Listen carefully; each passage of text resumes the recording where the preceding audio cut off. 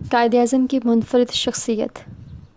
कायद आज़म रहमतुल्लाह अलैह हमेशा से ईमानदार, बाहिम्मत, निडर और मुस्तकिल मिजाज इंसान थे। उनका दामन लालच और हवस से पाक था। वो किसी जज या साथी वकील से भी अपनी शान के ख़िलाफ़ कोई लफ्ज़ सुनना पसंद नहीं करते थे। नामसाइद हालात में घबराते नहीं थे और ना कभी दगा और फ़रेब से काम लेते थे। उनकी सियासत साफ़ सुथरी और पाकीज़ा थी। वो सियासी मकासद हासिल करने के लिए तोड़ फोड़ और खिलाफ़े कानून इक़दामात के सख्त मुखालिफ थे। जिस बात को हक़ समझते उसके बारे में किसी से समझौता नहीं करते थे और ना ही मुसलहत कोशी से काम लेते थे।